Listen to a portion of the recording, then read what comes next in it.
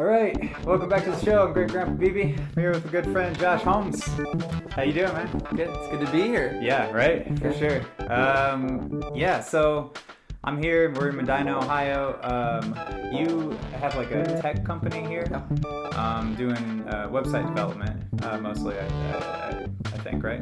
Yeah, so we have two sides of our business. We do a lot of software development. Okay. Most of it's on the web nowadays, right? Right. No one wants a desktop app. Right. Yeah. And then we have a couple data centers that we own and operate. So once you build it, it's got to Really? go somewhere. Okay. Right. Okay. So we operate Yeah. that side of the house as well. Yeah. Interesting.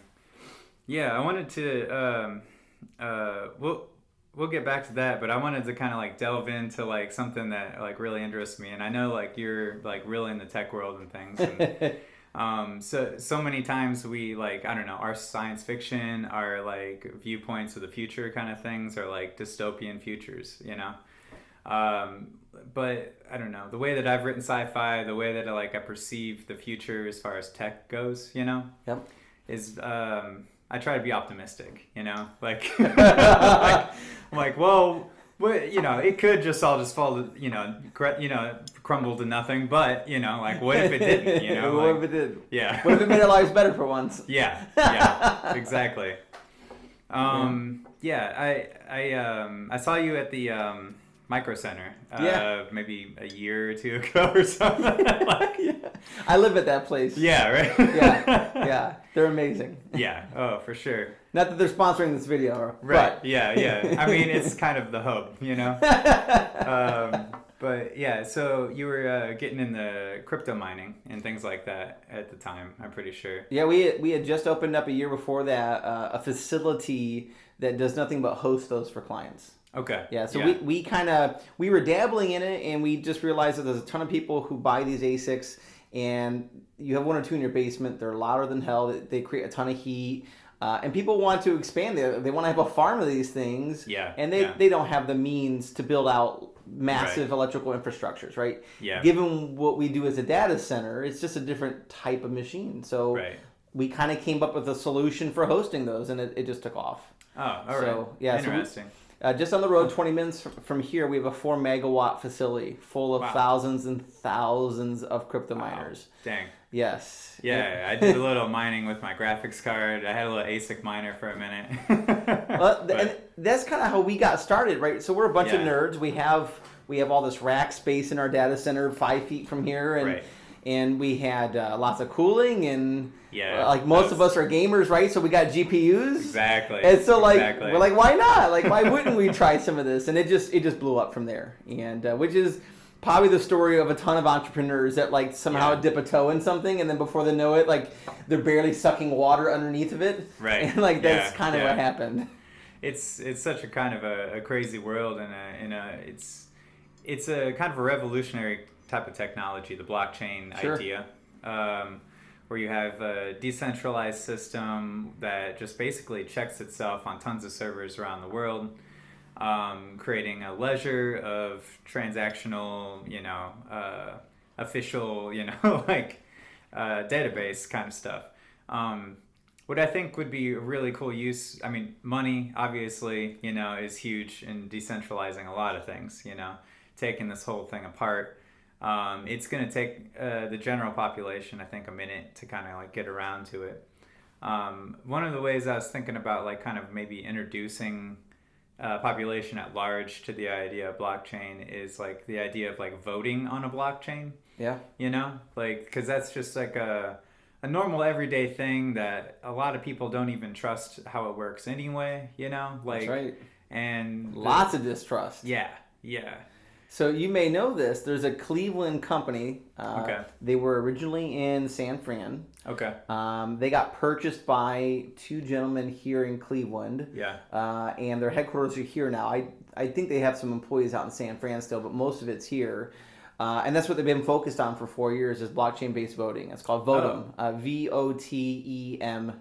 Votem. Okay. And they've done pretty well, but I mean, exactly what you said is, in my personal opinion, the best advertising for what they do. Yeah. Right? Yeah. I mean, for sure. A ton of people, no matter what side of the aisle you're on, have a lot of distrust after the last presidential election. Yeah. Well, there's way better ways of doing national voting than these don't sue us Diebold machines that are everywhere, that are super old and hackable, and the software's not updated, and like being in IT, like you understand just how simple it is to get into things if you don't do one or two things right. Right.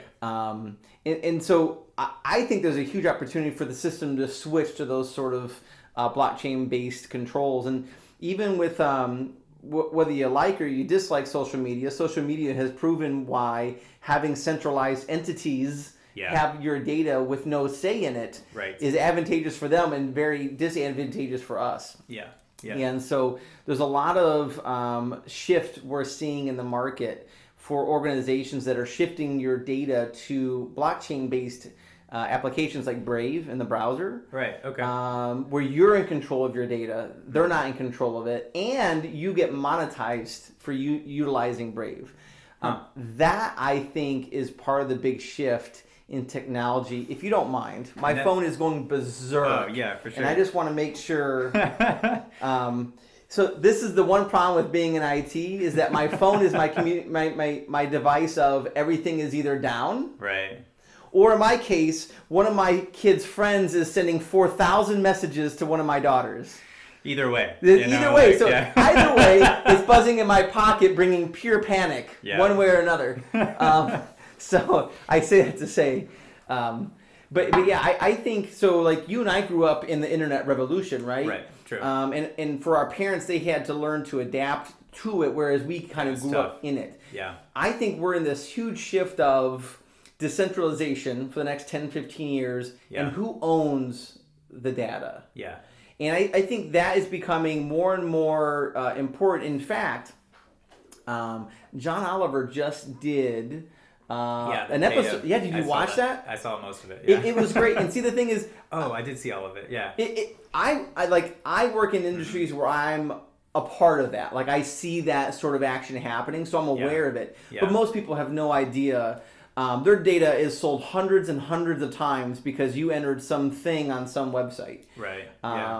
You know, and people just aren't aware of that. And I think you're seeing a shift in Europe much quicker than here. Okay. So in Europe with the GDPR laws, so like now you go on these websites, they ask you what cookies you want to have. Okay. Right? Yeah. And like that all started in Europe. Okay. And to be fair, we still probably treat it like the applications you install on your computer, no one reads the terms and services, they just click next. Yeah. I think people still kind of treat these pop-ups like that right now. Yeah.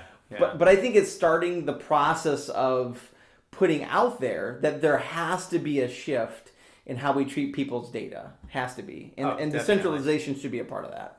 Yeah. Blockchain should be huge. It creeps people out and they don't know how it works, and like it confuses people, and then they become afraid of things. That's right.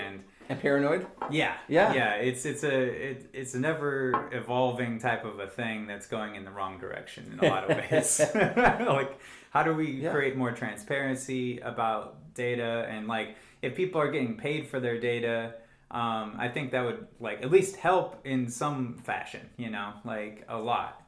Yep. And profiteers will stop at no means unless they're held accountable. Right. So until we, the people, take that control back and impose accountability, it will continue just to be rampant. Yeah. And it's hard to put the reins back on when the internet was kind of just an open space for a long time, and now it's become centralized around 4 or 5 main hubs, and like all traffic goes through those now. Yeah. And that's it's really tough to unravel. It's just like we're such creatures of just habit, and it's like you put like the symbol on your phone and you click the symbol just because you're like, oh, there's the internet, I need to go to the internet, and that's the internet symbol now. Yep. Whether it's Facebook or Instagram or TikTok or whatever, or Google search engine. It's like we just use those as like our entrance way to the internet now, and they're so big and reliable in the sense that they're free and they're like like. So how do you, I don't know. I mean, I'm sure a lot of people are trying to come up with different kind of apps and different like, social media networks. A lot of people have different ideas about how to restructure it and like, But I think the hardest part would be just to kind of like get the names out there before they're bought or taken down by the big guys. Sure. In a sense, you know. Well, even with like domain names, so there's a big movement right now.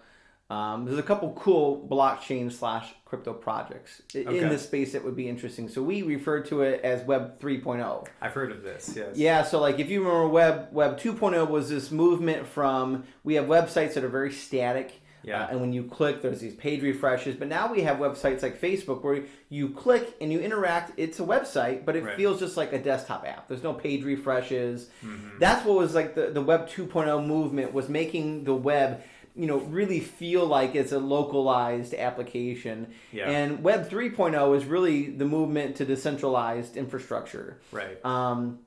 In that vein, there's a couple really, in my personal opinion, promising projects that are out there. One of which is called SIA, S-I-A. Okay. They have, and that's the platform. On top of their platform and protocol, they have a couple cool applications. One of which is called Skynet. Right? Like, sure. Yeah. Why not? And when they first released it, of course, the Terminator was the. Yeah. But the platform is neat. The best way I can describe it is it provides you a platform that allows you to do everything from host websites to stream to manage domain names. Okay. They have a decentralized version of Twitter that runs on it. Nice. But the idea is that you're not putting infrastructure on one thing. Yeah. And the underlying protocol side that everything runs on is all decentralized itself. So the way it works is they have a middle network that operates worldwide. And people like me, you, other data center operators, it could be anybody. Yeah. They rent up infrastructure to the network. It could be hard drive space, CPU, doesn't matter what it is, but they're bringing that power to the network. The network inventories it, and then as people are requesting resources, so it could be streaming space, it could be, hey, I need to store 400 videos and I want to get it off of Amazon, right? Yeah. It then stores it on all that infrastructure that people like me and you lease up to the network. Yeah. We'll take a file and they'll chunk it up into small bits and spread it around, so no one single person has a copy, and even then it's encrypted. Yeah. So what you have, even if you could manage to decrypt it, would still be useless to you. So that's the security side of it. Yeah. But because you have 3 or 4 copies throughout regions, it's really quick to assemble and download and operate. So you'd never know it's coming from that many different sources. Mm-hmm. But the thing is, the only people who can touch it are the people who control the keys. Okay. So if you think of, think of social media, does that imply ownership? Like how, like a Zuckerberg type of character or like a Dorsey, like does that imply like somebody will be owning different parts of these companies, like the decentralized Twitter, right? That's not going to be owned by anybody, right? Or does somebody have the keys to it? Or is it that we have the keys based off of like our access to our profile? So your profile comes with its own keys. Okay. So only you can control whether you delete it, own it, you name it, right? But no one can touch your profile without those keys. Not even the organization that started the D app, the decentralized app. Yeah. And then the same thing with SIA. So like if I upload a bunch of videos that someone may wish to censor. So we've seen this with like Amazon. We've seen them take content down. YouTube will take content down. Definitely. If I put that content up on the SIA network, it is there for forever until me, the owner of those keys, takes it down. Because at that point, it's like it's your own website, Like, but it's all blockchain. It's immutable. Right. Yeah. So that's cool. Yeah, I like that idea a lot. The whole Web 3.0 idea. I think Dorsey was part of that. That's what I've heard. Well, he's now said he actually resents his involvement in creating a more centralized internet, which hence Twitter. Yeah, definitely. So.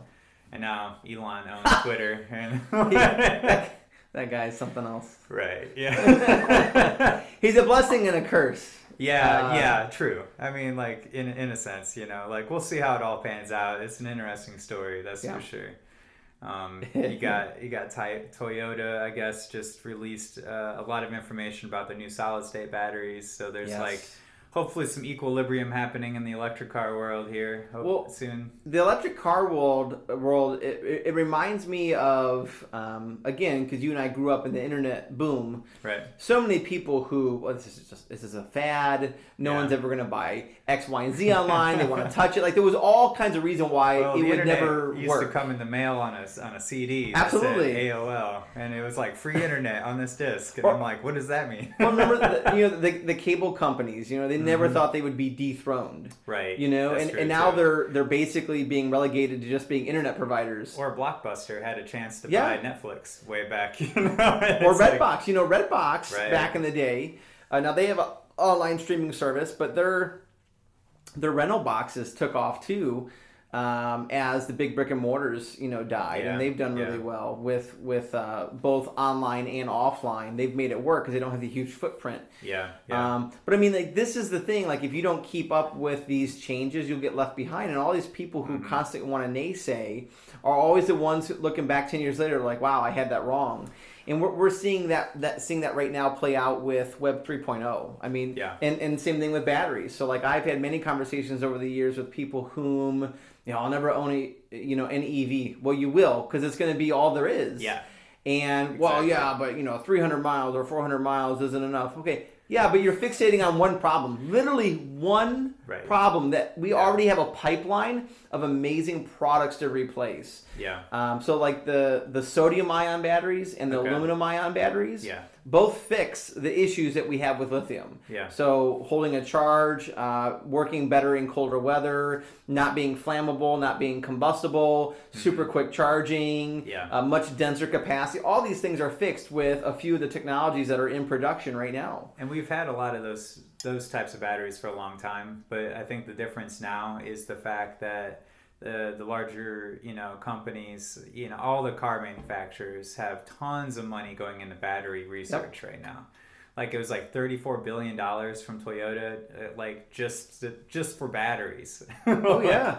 And that's, I mean, they're trying to bring it to market as fast. Everybody's trying to bring it to market as fast as possible because it's like the holy grail of transportation energy right now. I agree wholeheartedly. And there was a push. There's a documentary about it. In fact, there's a push in the '80s to go electric by GM, and it failed miserably. Yeah. But they had, if you think lithium is bad, the Impact and the EV1. Yeah. Some of the original EV stuff was just terrible, but the batteries were the problem. Right. And they were cool cars. I saw one. They were. Yeah. They were. And some of the very first cars that ever hit the market 150 years ago were EV. Yeah. People forget that before we had gasoline cars, sure. we had battery powered cars. Edison was talking about them and like producing them and like there was like a huge kind of a gap between gasoline cars and electric cars because electric cars worked so much easier. You didn't have to crank it. People weren't breaking their arms on them to start them. That's right.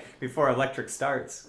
I mean, like, it was really interesting how that switch changed over the gasoline. Gasoline became kind of like the man's vehicle, and it was like a weird marketing ploy, probably, right?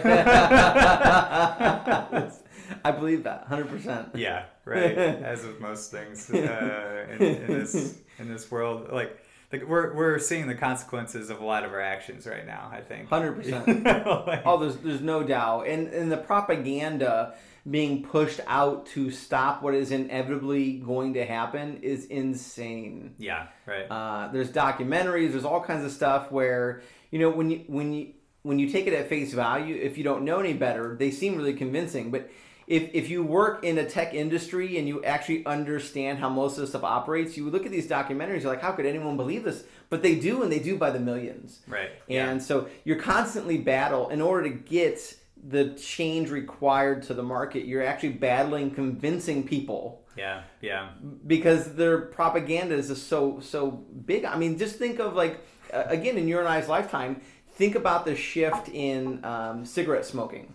Yeah. So right back in the 50s, was one of my like first thoughts too. right, like the amount of propaganda to make tobacco okay. How do we get women to smoke? That was a big one. How do you get pregnant women to smoke? Right. Calm your nerves, like the menthol's good for your lungs. Well, okay, but the tar isn't. Let's backtrack a little bit here. Right? So that's that. If there's money to be lost somewhere, there's always someone who's going to put out propaganda to maintain the status quo. And that's what we battle against every day in EV, in web, in infrastructure, all the stuff that impacts our life constantly is an uphill battle against people who don't want to lose the big money pot they have. Right, exactly. And this leads me into the kind of a next big thing that I wanted to talk about was, I just saw recently about kind of like the rise of like AI, like companionship type of things, like apps on your phone, like the Replicant and like different things like that, where like people are like falling in love with their AI companion on their phone. Well, I bet. Like, yeah. I bet they're really agreeable. Right, yeah, exactly. Can't have an argument with something that's programmed to make you happy. No. Yeah, I talked to one over the winter a little bit, just like briefly, like I was just like, kind of just out of curiosity and the novelty factor of it. I'm like, hey, what's up? Do you like Led Zeppelin or what? I don't know what it was, but it was like this weird conversation. Like, I don't know if I had like the GPT-3, I guess is one of the AI machine learning algorithms that is kind of creepy because it feels like you're really talking to somebody and its responses are like witty in a way, right? That's not the one that I was talking to. I was talking to a dumber one, I think,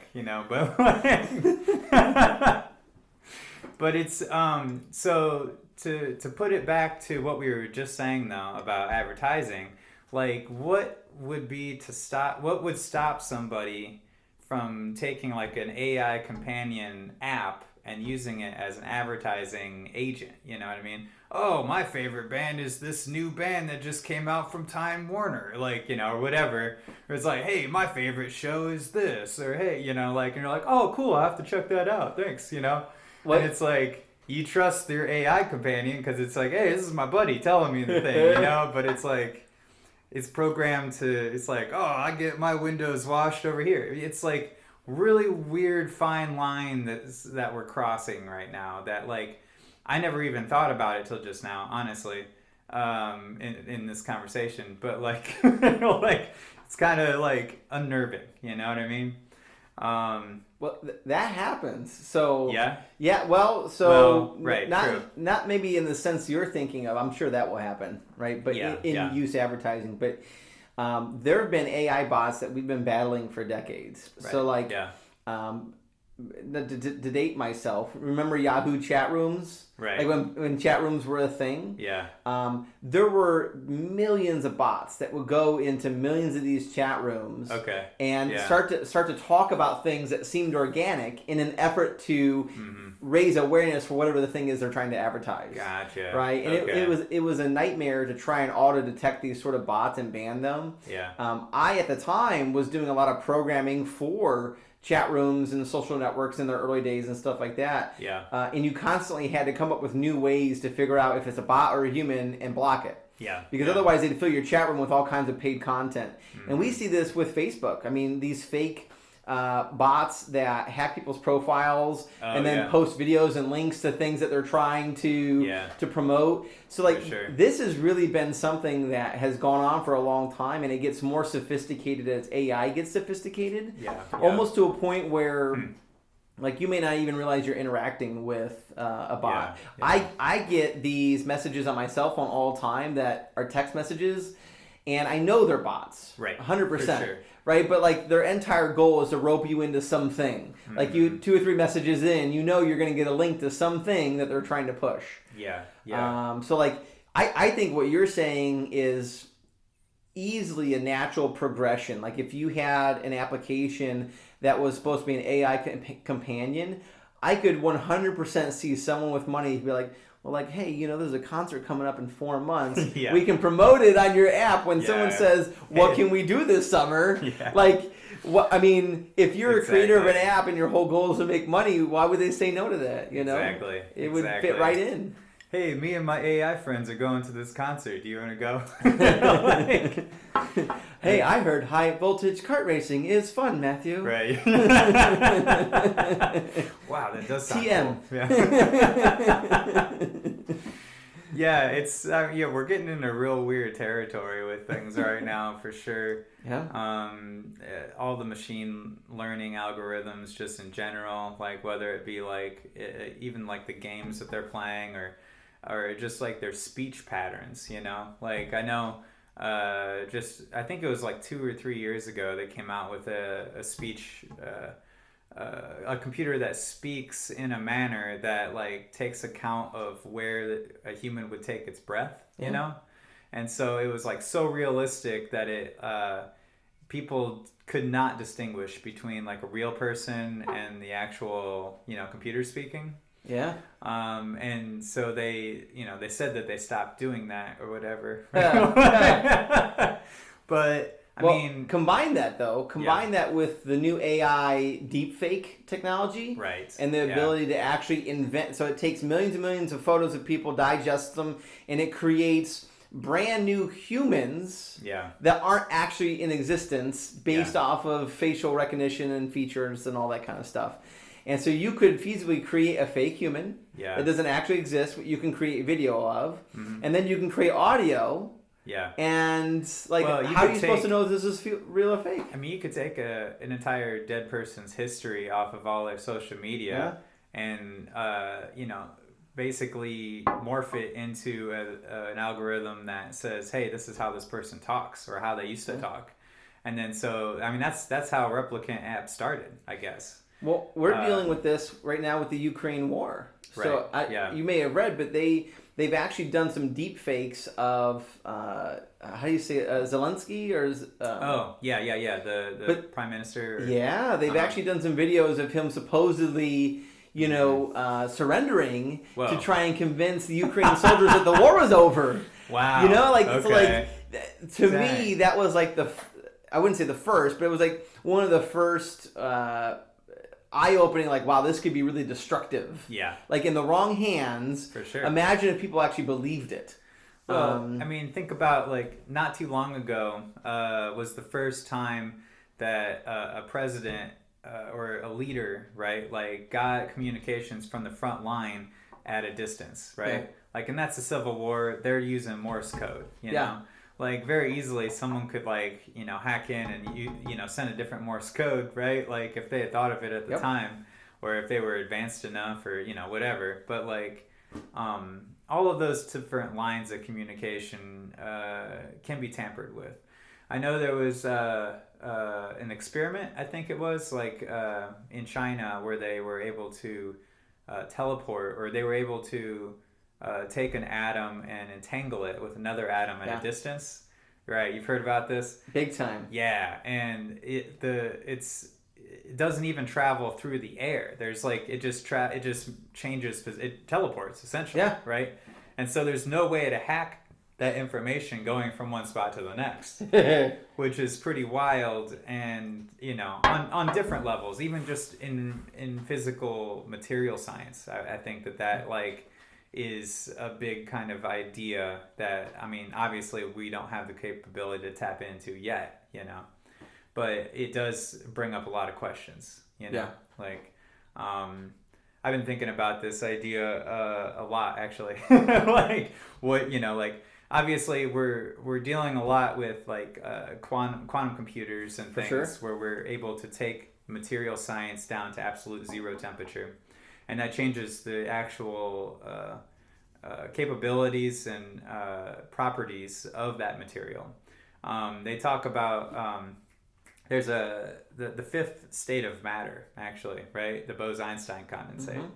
If you drop a material down to absolute zero temperature, it changes into a form where, like, it acts as if it's one atom. Okay, like all of that matter that's at that temperature.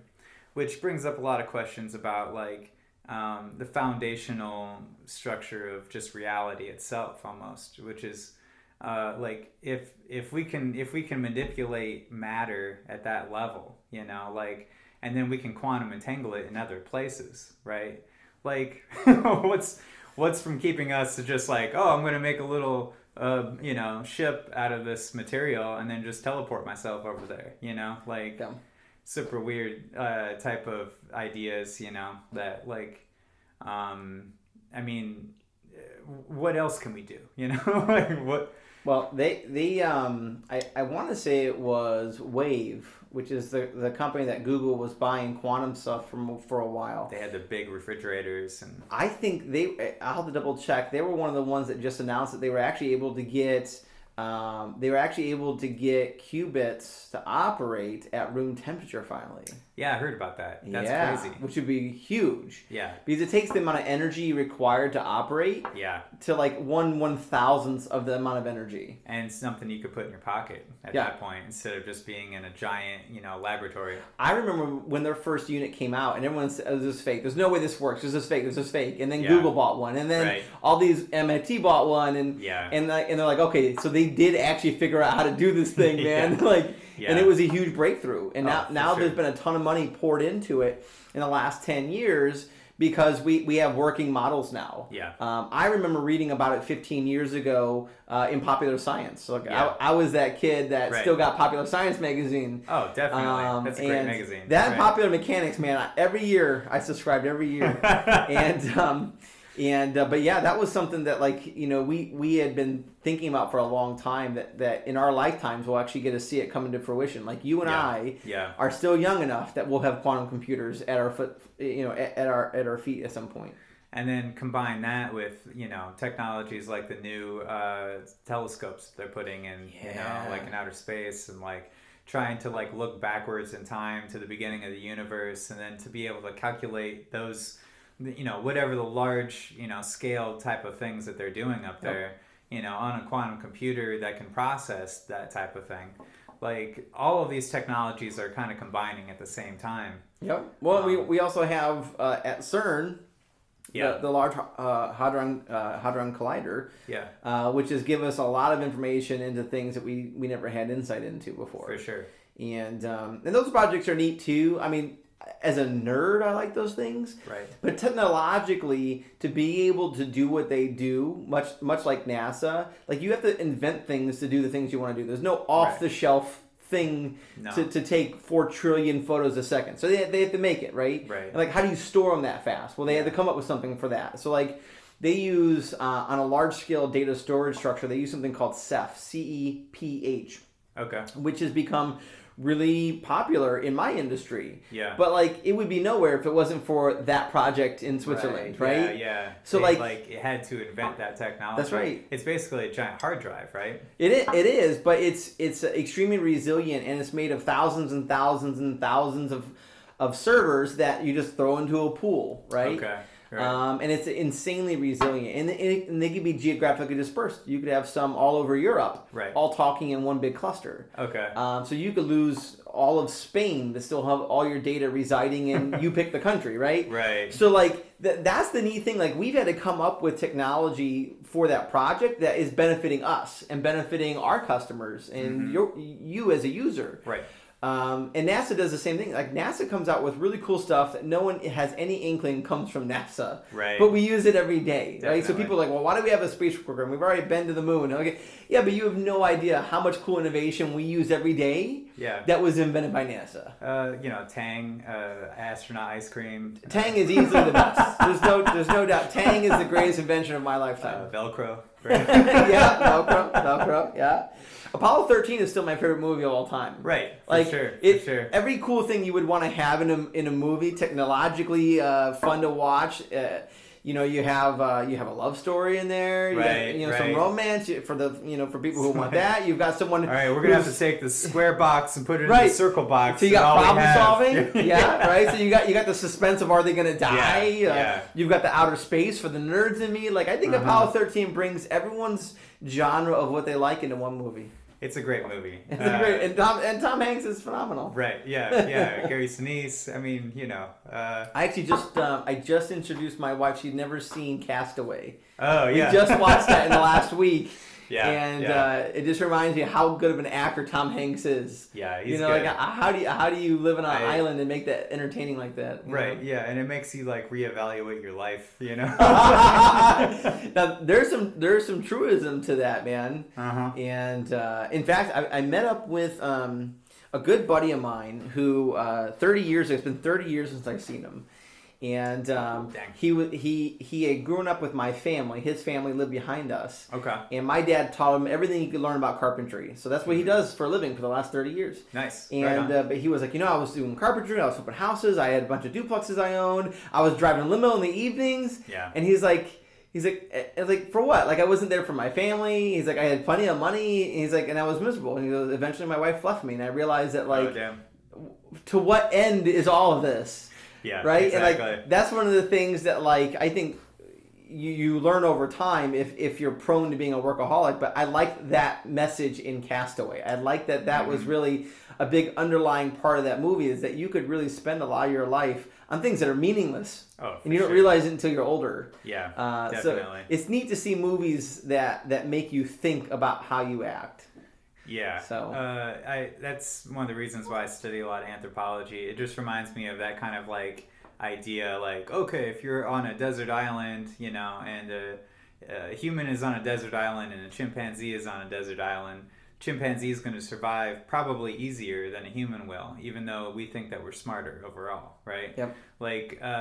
It's like they've become more advanced at just survival in nature, essentially, and we've become more dependent upon technology in a lot of different ways. Yep. To the point where our sense of smell isn't as great as it used to be.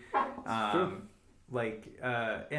so many people will push back on that and be like, well, we build cars and computers. It's like, well, do you know how to build a car or a computer? Well, Yep. We're such a collective of, like I said, they call it a flexible collective, right? Of the human species, essentially. Yeah. And we're largely just dependent upon a lot of people over a long period of time, tinkering and building different things over, even the guy who invented the windshield wipers on your car, or something minuscule like that. It's we just think of it as part of the car. That was a guy behind that, So it's funny that you say that. So I had an uncle who was an engineer in Dayton, Ohio, worked for GM. He has 36 patents. Wow. Most of them are windshield related. Nice. Gotta be able to see, I didn't realize there was that much that goes into it. Yeah. And so GM back in the day used to have these programs where if you come up with an invention or a good idea, they would give you some sort of one-time payout, Right. And sure. but I remember talking to him about this. He's like, they probably made a ton of money off of my patents that I got paid one time for, and sure. In perpetuity they're making royalties off of. Yeah. But it was neat to talk about the sort of projects he got himself into. He was an electrical engineer that worked his way up, didn't go to college, worked his way up as an apprentice. Okay. Back when apprentice programs were a big deal. Yeah. And at some point got some schooling in electrical engineering, and he was just a savant. He took off from there. So yeah. And one of his other sons is a electrical engineer for Delphi still. Huh. Okay. His other son makes circuit boards for some company down in Alabama. Huh. And his grandson makes circuitry for Garmin. So they all kind of stayed in the family business. So right? Yeah, they all stayed in the family business of being geniuses. Right.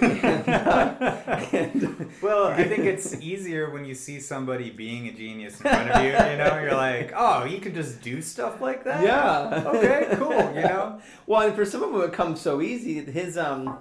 His grandson, he has a couple, but one of his grandson worked for me for one summer. Okay. And it's astounding when you work with people who are super high IQ. Oh yeah. In terms of how quickly they can pick up stuff. Right.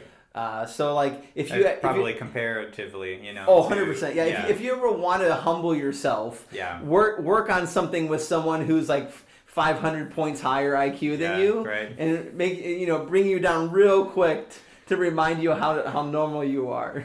And some like, all right, so one time the band that I got in high school, like our band that like our rock band, I lied to get into that band basically, where I was just like, oh yeah, this is the first time I ever played guitar before, you know. And it's like, wow, you're picking that up really quick. I'm like, I don't know, you know, but like, I had gotten a guitar. Not know that. I had gotten a guitar like a month before that and just didn't tell anybody, you know. So comparatively, it was somewhat quick, you know, but like. Not overnight. Right. Yeah. It wasn't like I just picked it up and started playing like that. That's know? Great, Beebs. Yeah. I'm glad you shared that. So, you know, maybe they're not as smart as you think. They just, like, have been doing it for a while and, like, didn't tell you about it. That's fantastic. Oh, I love that. Yeah, it was funny because I put John Adaska from the band. I run into him every once in a while. Do you? Yeah. Nice. Yeah. I hadn't talked to him in a really long time, and I put him on my list this week to get a hold of about video production.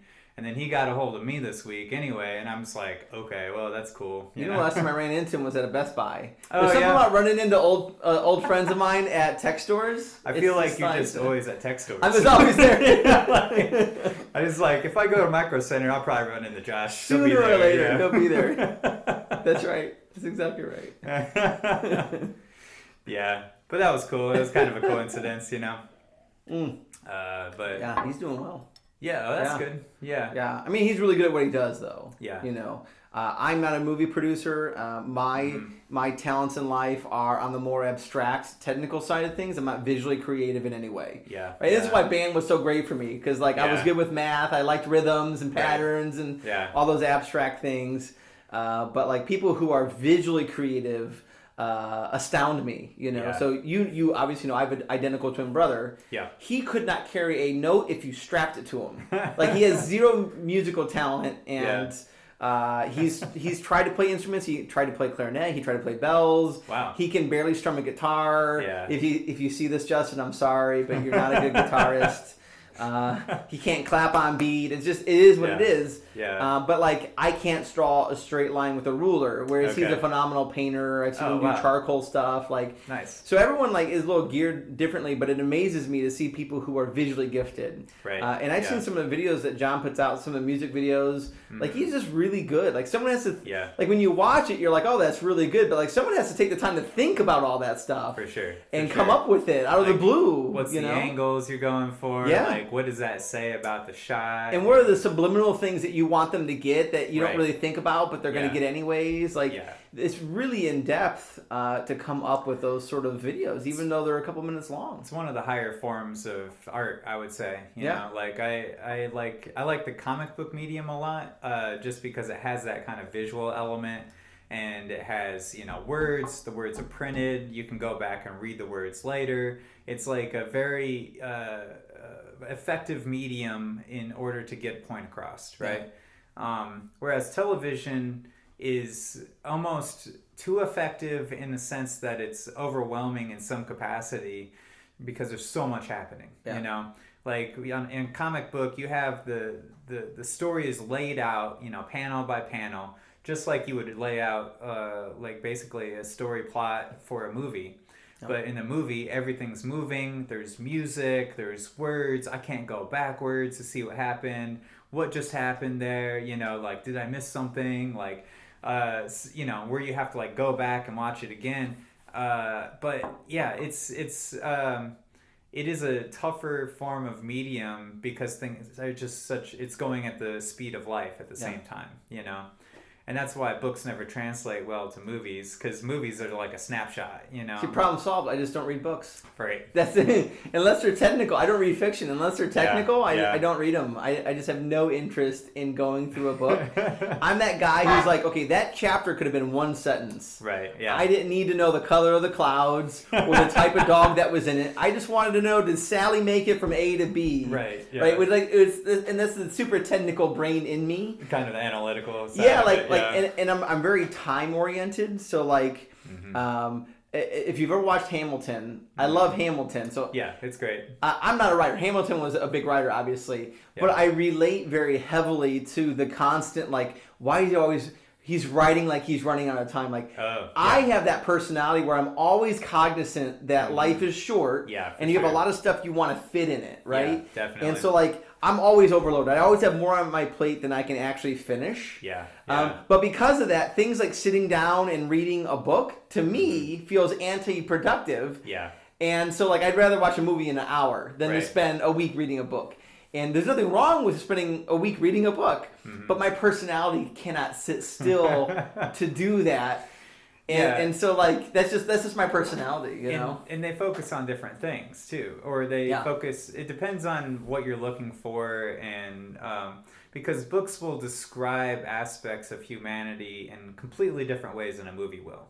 In a movie, they're not going to describe the thing point blank, but they'll try to like show like an essence of it, you know, where I think a book shines as far as a medium's concerned is that they can like kind of get in and be intricate about like, I don't know, making coffee and why that's like, you know, some kind of a addiction or some kind of like an idea that like is past like the obvious, you know. Whereas in a movie, you'll just have a guy making coffee because that was in the book and then he did that. And you may not notice the thing that the author really wanted to point out. Exactly. 100%. You'll completely miss that part of it for sure. Oh, I believe that 100%. I can see that. But in the analyzation of like your, you know, like workflow or, you know, whatever you're trying to point out in the book, I think that you find like a deeper understanding of yourself and like, and I don't know, books are very contemplative. I think like writing and reading are super kind of like introspective kind of mediums in that sense. That said, like I've read technical books pretty much nonstop for a long time until like 5 or 6 years ago. I finally picked up another good fiction book because like it's so hard to find like a good, like if you read. But I don't know, there's a lot of fiction. A lot of people are writing fiction, and there's a lot of like stuff that does not resonate with you, you know? And that's just going to be how it is. But if you find one that does, and you're like, wow, and then you read that book in a week, and you're like, wow, fiction is amazing. You know, like, you're like, I completely forgot this existed, you know? There were a few books I remember reading growing up that I really liked. I really liked The Great Gatsby. Okay. For many reasons, but I really liked that book. The first fiction book I remember buying for myself that I wanted to read, like with my own money, was The Sandlot. Oh yeah. Yeah, and it's still one of my favorite movies. Yeah. Oh yeah. I mean, a fantastic movie for sure. Oh, it's great. And my kids have watched it. They don't understand why I love it so much, but that's okay. That's a whole part of growing up. Like we're not immune to that. But as you grow up, you encounter media, and then as you know, it changes over time, and then you re-encounter it again. You're like, wow, when I was a kid, I did not get that at all. And well, when I was in junior high and all the way through high school, when I did book reports, I did technical books. I can that's serious. I remember doing I think it was 8th grade. You remember Netscape Navigator, right? Oh, yeah, for sure. Yeah, and the big thing is it introduced JavaScript to the world. Okay, gotcha. Right? Yeah. And so I actually... Functionality. book about this big, JavaScript 2.1. Oh, damn. I read and did a book report on. And like, wow. The fun thing is, no one would have known if everything I said was completely made up. That's true. They're not going to read the book, right? So there's no way to fail that book report, right? Like, it is 100% certainty in A. But every teacher I ever had that I would do those sort of book reports for, every one of them would be like, it's just so nice that you chose something you're actually interested in. Right. Like, I could tell that you like it. And they would always leave me for last. Yeah. Because everyone would have questions. Because once they talk about it, then they want to know how things work. Yeah. You know? Now, they're not interested enough to actually read the book and learn the technology. No. But they're interested enough to ask a question and keep class rolling until the bell rang. Yeah. But that was a lot of fun. And I remember... I went to St. Mary, which is the smaller of the two schools in Norwalk. Yeah, the Catholic schools. Yep, and we had a library that was maybe the size of this room. Right. But they actually had a book that basically laid out in the early days, how does the internet work, and how do you become a part of it, and how do you start your own small network and connect, and all this stuff. That's wild. And I remember reading that and just being fascinated in the 90s. Yeah. And like it's just always been there for me. Like that's always been a part of my interest. I remember about 1995, I was reading a lot of Nintendo Power magazine. Like they had just come out with like I think it was called Band X, and it was something you plugged into your Super Nintendo, and you could plug it into the dial-up phone jack in your house or whatever. Like I never had one, but I remember just reading about it and being like, huh. Okay, so what does that do for you? You know, like, what do I get out of this? Yeah, like the Game Genie was simple. You knew what you got out of it, right? Yeah, you got the hack into the game. Yeah.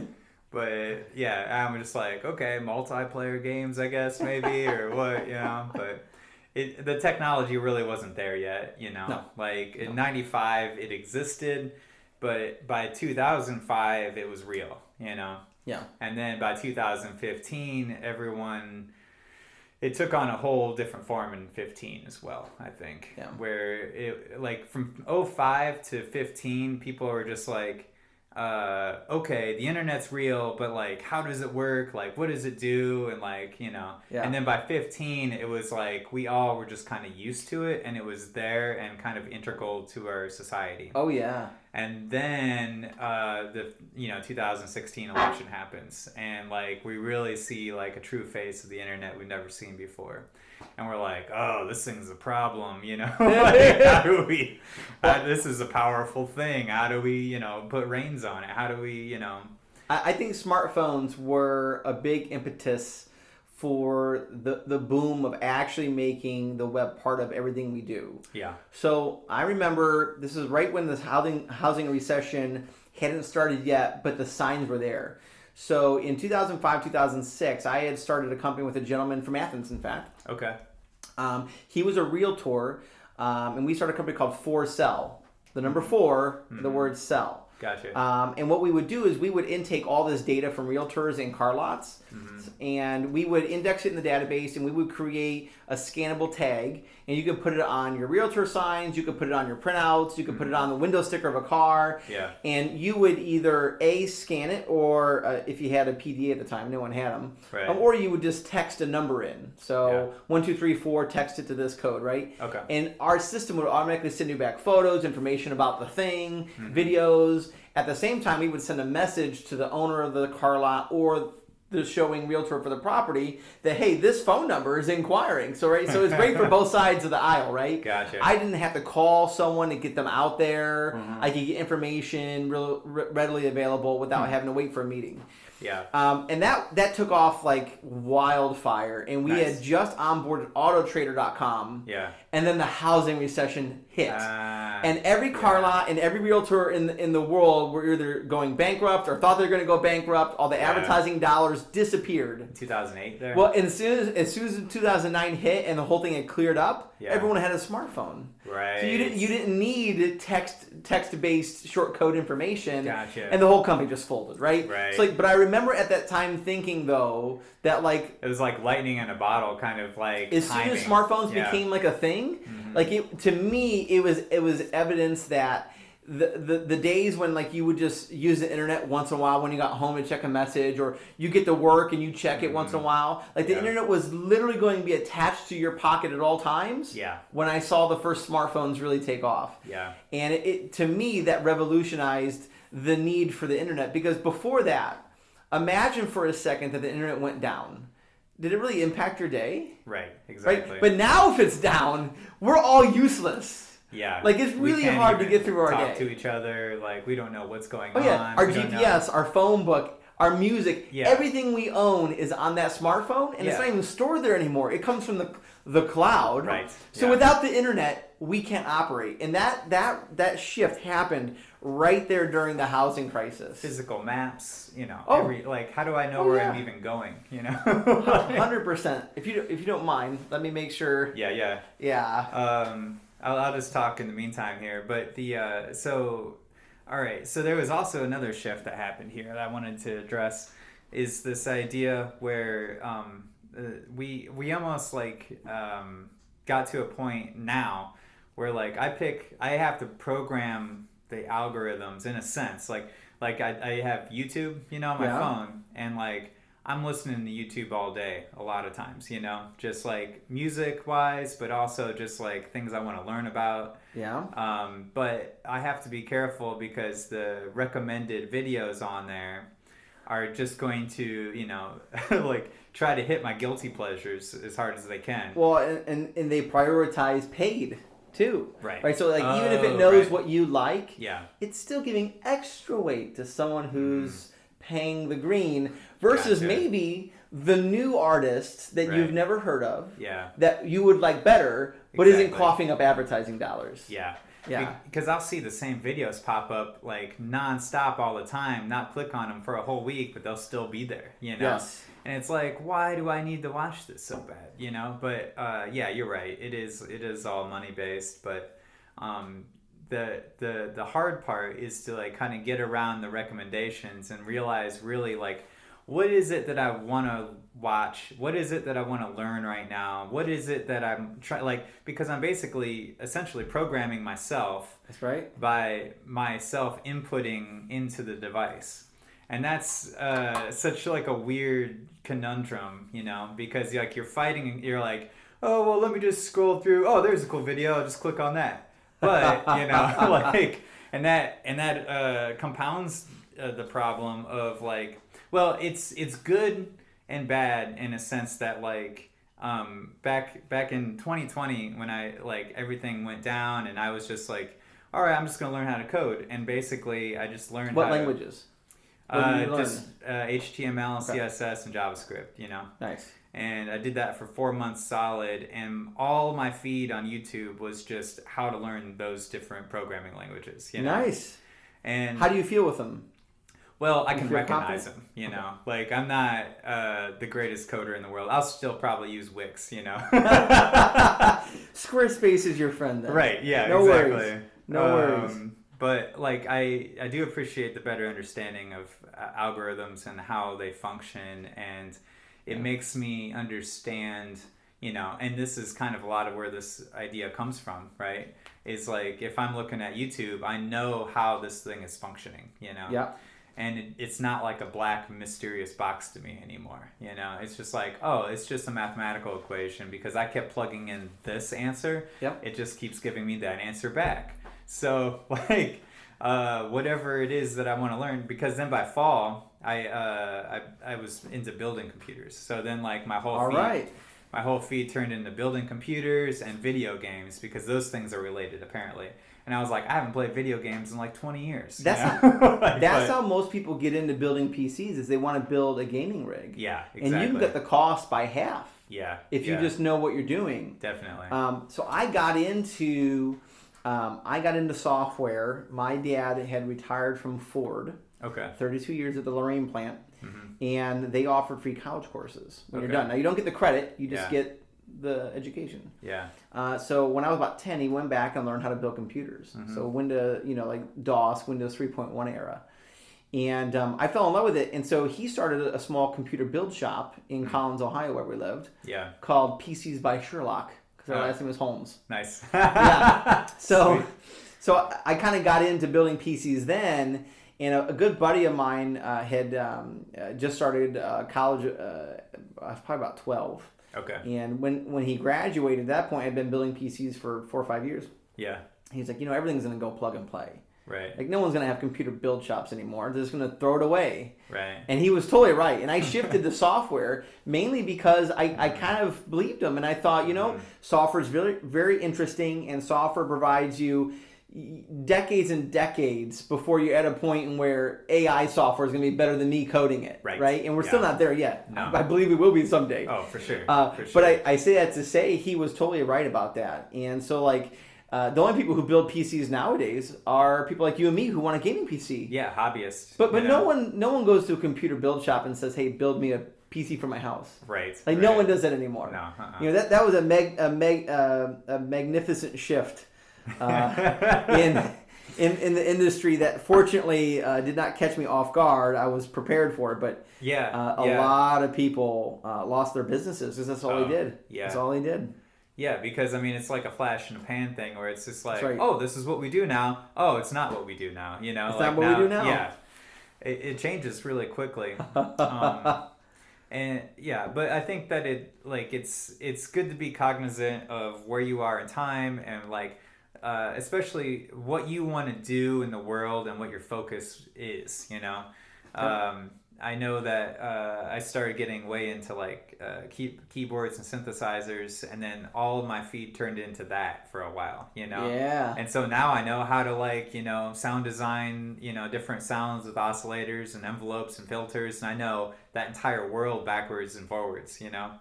And not because like I tried, but because like every video is like, hey, check out this synth, and I'm like, oh, cool, yeah. And then so they would just go through and show you how to do it. Yeah. But now I'm like, oh yeah, I've had enough, and now I'm getting into this world where I'm trying to get into video production, and now I can see my feed slowly change into that, you know, like, and it's like, okay, and like now the video is popping up. It's like, how do you use a video game world in a real movie? And I'm like, I don't know, like I want to know how to do that, yeah. But and then now I'm like pushing back against that because I'm like, is it really worth, because like I don't even know if I like the effect of computer versus like, can I really do something with art, you know, from the art side of it versus like trying to actually code the thing to look like the thing that I can just build, you know. Yep. And so that's where I'm at currently, like as today, like because I almost downloaded the Unreal Engine last night, and I'm just like, I'm not going to do that. I'm just like, I'm not going to go there with it yet, you know. It might be good to learn it. I don't know. But I do have ideas about how to do this thing that I want to do without having to go in and code it, you know. Like, so, and plus it might look cooler, you know. And it'll like so many people are doing the whole like, you know, computer animation in movies, and I've never liked that, you know. Like I like the old like John Carpenter films from the 80s, like where everything was actually done, or even old Star Wars where like they built models of things, you know, and it was more like of an art form. Jim Henson, you know, like that type of thing, like real world effects that are just like beyond imagination, that like are really like right here and interactive with the actors and, you know, the actual on-screen things happening, you know. I don't know, it's a lost art form, and like it feels like it needs to be brought back. Like everyone loves the like 80s movies, like everyone loves like the kind of like, I don't know, real world mentality behind them, I guess. And it was a different time. People were optimistic and things like that in a way, right? Like and I want to be that, you know. Like I've been watching a lot of 80s movies, and like I'm like I want to like, and that's why everyone's gravitating towards like Stranger Things or like, you know. Please tell me you watched the Goldbergs. No, I haven't. Oh my gosh. that has got to be my favorite show I've seen in forever. Okay. And it's set in the same era you and I grew up in, right? So it's so hyper relatable in terms of what it was like to be a child in the early to mid 80s. Sweet. But the writing and the actors are absolutely so well handpicked. Yeah. Right, because you can have a great plot. If you don't pick the right actor, it doesn't matter, right? Yeah. And they found the perfect people to play, you know, each character in that. Yeah. That is one of my favorite shows I've watched in a decade easily. Yeah. So if you like 80s stuff, check it out. Now I do like Stranger Things. Now Stranger Things 4 is coming out this fall, right? Yeah, or like soon. Is it that soon? It might be this summer. I'm not sure. I watched. There was like a new trailer just came out yesterday or something. I watched Stranger Things much later than most people, right? Because like by the time I actually sit down to watch this stuff, it's already been out and everyone's raving about it, and I'm late to the bandwagon. Right. The first time I watched it, I was like, oh my gosh, this is so well done. Yeah, for sure. And again, the characters, they did a great job with the characters. Mm-hmm. Soundtrack, characters, the whole look of it, like everything came together, you know. They did a good job. I'm not real excited about season 4 because I feel like it's going to be kind of rehash and like, you know. Well, it's got to be the end of it, right? Like, I mean, I don't know. I mean, like, I think you lose some of the. They could have ended it after season 2, and it would have been perfect, you know. It would have been fine. Yeah, I did like season 3. I don't know, you know, but I try not to have high expectations on things, you know. Season 3 for me felt like they were trying to come up with ideas. Right. Yeah. They're like, we'll do a whole Cold War idea. Right. So it's like season 4 maybe like that. I'm hoping it's not. What did they do in the 80s? Like Cold War movies. but the kids won't be kids anymore either. Like at a certain point, like you lose, like, and if they're all adults, like the show's not the same either. No. Like the coolness of it was thinking you'd have like them going off to college and like stuff like that, and then I just don't know if that's gonna... Yeah. Remember Boy Meets World? Like they tried to do it with Boy Meets World. Remember? Yeah. Like, and it never worked well when they got out of school and went to college. Because, like, you lose, like, the wonderment of what it was like when we were young. Yeah. Like, I have far less interest in a show based on a bunch of college students than kids that are 6 to 12 years old living in the 80s when we all grew up. Like, that to me is more interesting than a bunch of college kids. Yeah. So, I think that this will be the last year they produce it because of the age working its way out. Yeah. So we'll see. Yeah, who knows? I mean, like, that's up to Netflix. It's all guessing game. Yeah, we don't read the show. we don't read the show. Yeah. I mean, like, they ran Walking Dead into the ground. They've run a lot of shows into the ground. It's if you can have like a good show like that and then end it well, that's your best case scenario. Yeah. Breaking Bad had about 5 seasons and they ended it great. You know what I mean? Have you watched Sonic?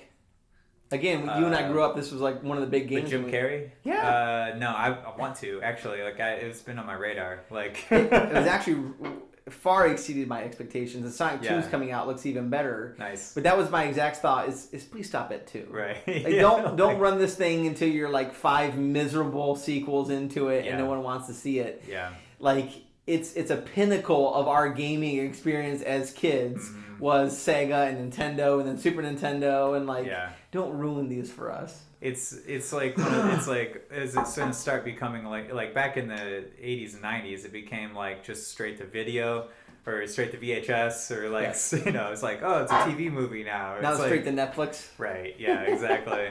But I mean, straight to Netflix doesn't mean straight to Netflix like it used to mean. You still make money nowadays. Right. Yeah. Right. And they actually have some good movies that they produce on there. Well, and that's been a huge shift. I mean, just in our lifetime, the shift from 1 or 2 big movie studios producing almost all the content to now having everything from home producers putting stuff on Amazon to HBO Max, Netflix, Paramount. I mean, the list is endless now of people producing content on their own apps, and that's been an interesting shift because I think it creates competition and decentralizes away. So like. Not everyone's going to pay for Disney, Netflix, Hulu, right? So at a certain time, if you want to keep subscribers, you have to get more competitive on what you price your app at because otherwise people just won't pay for it. Right. That's true. And so I do think, like we've seen Netflix go up and up and up and up. I think as time goes on and competition gets stiffer and they're already losing subscribers, they're going to eventually have to lower their costs so that it almost becomes like the... Planet Fitness of content, right? It's like at $10 a month, you'll never cancel your gym membership because you feel good having it. Because I might use it. Right. I'm not a quitter for $9.99 a month. I'll not be a quitter and not use it for a long time. Yeah. At $20 or $30 a month, I'm canceling that stupid membership, right? That I never use. If I'm not using it in a month, it's gone. Right? That's right. Yeah.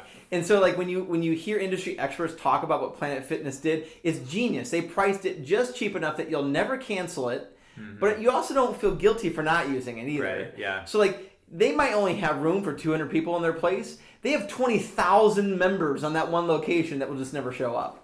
Like this is genius. And that's what the content providers really need to be focusing on is like $4.99 and down. Right. Like how do I make it so cheap that you'll never cancel in a million years? Right. And you won't use it either. Yeah. It's like, and that's the shift I think will happen. Like these days where Netflix just ramps up every year a price. I think that's actually going to stop. Because, it's going to be easier for people to undercut that, Like 100%. Smaller production companies, smaller places. Like, I mean, there's how many different, like, hundreds and hundreds of indie movies that come out every year that, like, need a spot to be shown. And if you get in there and be like, hey, we're, like, the underdog, $5 a month.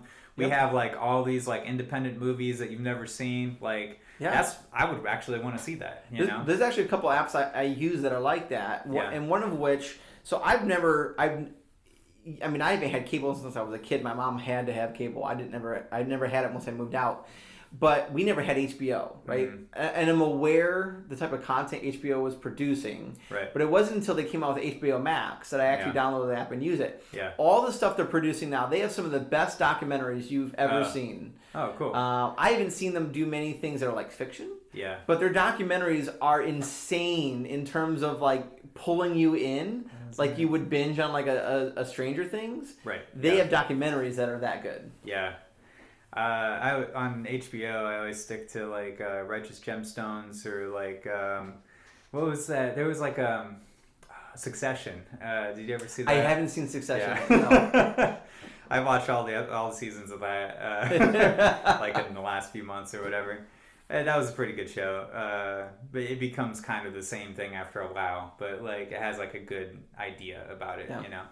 But yeah. So one thing that's changing rapidly, like it was kind of what we're saying right now, is that with social media, with like the ability to produce video content about anything really, like documentary wise or just what I do in my day, or like, you know, if a guy like woodworks and shows everything that he does with woodworking, and like he becomes like kind of somewhat famous in a sense that it's like, oh, that's the guy I go to who teaches me how to woodwork, you know? It's like you have this expanding kind of sense of fame and like what is a decentralization almost, where like I know tons of people in the synth world now that are like, you know, semi-famous, you know, they'll get like 50,000 views on a video about them reviewing the synthesizer, you know?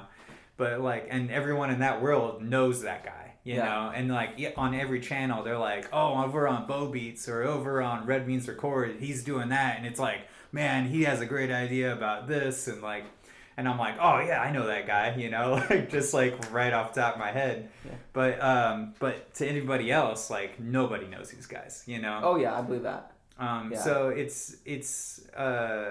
it's weird. And even like locally, like, I mean, everyone in Norwalk knows who I am just because like I'm one of the only people doing art consistently, you know?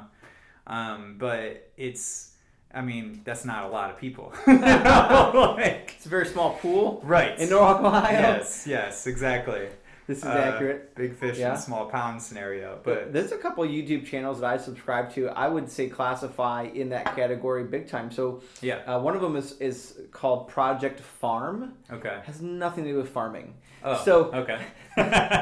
I'd imagine the guy was an engineer by trade at one time and decided to start a farm. Okay. And so during the winter when he was bored, he decided to start doing videos where he actually starts to test products against each other. Oh. Right? It's like you can go to the store and they all like, this is the longest lasting, or this is, he's like, all right, well, let's find out. Right. Like someone's got to be asking the question, is this true or not? Yeah. And so it's almost like a miniature version of Consumer Reports, right? Where like they're buying all the products and then they're testing them. That's what he does, but on YouTube in front of you. Yeah. And he builds his own test rigs and all this kind of stuff, and he makes tremendously well detailed videos trying every version of that product from all the different brands. Okay. And it's wildly entertaining. So like when I go to buy an expensive tool, the first thing I do is see if he has a video. Like, but definitely. No one knows who he is unless, you know... You're in that world. And you need to know that, you know? Oh, absolutely. Same thing with the synthesizer world is they have these like shootouts between two different, you know, synths. Like, well, these sound kind of similar, so let's see which one's better and like what are the different features on both of them and how do they compare. And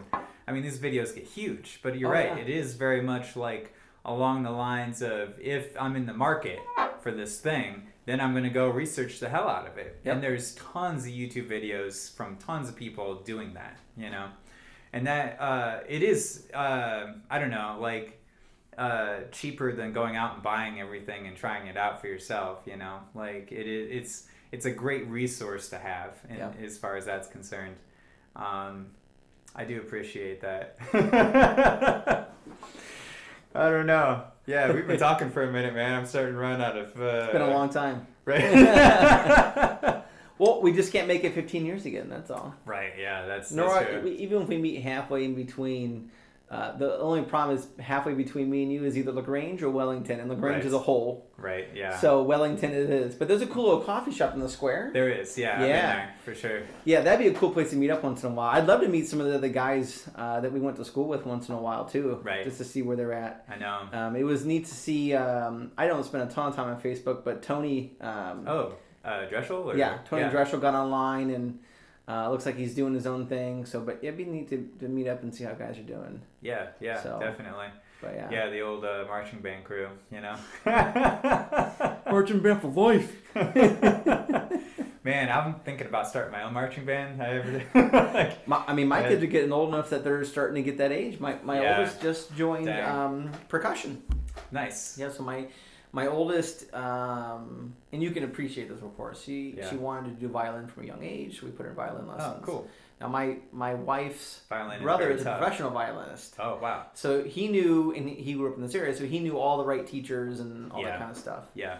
And you get to the point where, like, when you're young and naive and optimistic, you think you're just going to pick it up. Oh, for sure. And it takes years. Oh, definitely. And so, like, you really, like, even when they would just want to quit, you just kind of have to be like, no, you're doing it. Yeah. Like, we're paying for this. Right. You're doing this. Yeah. And, like, hard. now she loves it. You know, she's been, I think she's year 5 or 6 now. Mm-hmm. And she just loves it. But she's really good at percussion, and she wanted to try it. So she does violin. Unlike the small school you and I went to, there's actually a separate orchestra, separate marching band instructor. Like, they're very different. They're not all one big thing. That's cool. So, like, you can't play in the marching band. There's no violin, obviously. Right. Yeah. And, for sure. and in the orchestra, they have a very set of orchestra-oriented instruments you can play. Yeah. And so, an orchestra, at her age, they don't have violin yet, not till high school. Oh, okay. So if she wants to play an orchestra, she had to pick something else. Ah. So percussion it is. Yeah. And she really likes it. Oh, so that's cool. I keep on telling her I might break out my drum set and get it back, get it set up, and then it's gonna be too loud. My neighbors won't like it. So I'm like, maybe this is the year I get an electric set. And I did drums for a long time, and of course. You know I played sax and trombone because we sat next to each other. I remember being over at your house and there was like a big Neil Peart following over there for a minute. Yeah, but of course I had that huge setup when I was DJing, right? Okay. So I had 2 JBL towers with dual 15s and an 18-inch sub in my basement, right? So I'm not drumming to headphones. I'm drumming to I should probably be deaf type music 5 feet from me. And I've been wearing the construction work and headgear lately. Yeah. Well, my mother's words were correct, and they haunt me every day. My hearing's horrible now. Oh yeah. And it was from all those years of just completely abusing my ears. For sure. So young kids, wear ear protection. But if you want to be playing music when you're older, it is fun to play music when you're old. It is. It's relaxing. Yeah, it's relaxing for sure. It's still my zone, Oh, for sure. Yeah, for sure. Yeah, I'm completely there with it right now. More so than I have been in a long time. I feel like too. Well, let me know whenever you're in the area again, or you want to get up in Wellington. I'd love to sit down with coffee and catch up with some guys too. Yeah, definitely. That'd be fun. Yeah. I felt like there was one more thing I wanted to say, but I can't bring it back right now. The age is catching up with you. Senior moments. None of that. That's happened to me since I was young, man. I don't know. Sadly, it happens to me too often. Yeah, I don't know. Thanks for being on the show, I guess, right? Thanks for having me. Sweet. I know we're busy. Let's just get back to it. It doesn't end. It never ends. Sweet. All right, man.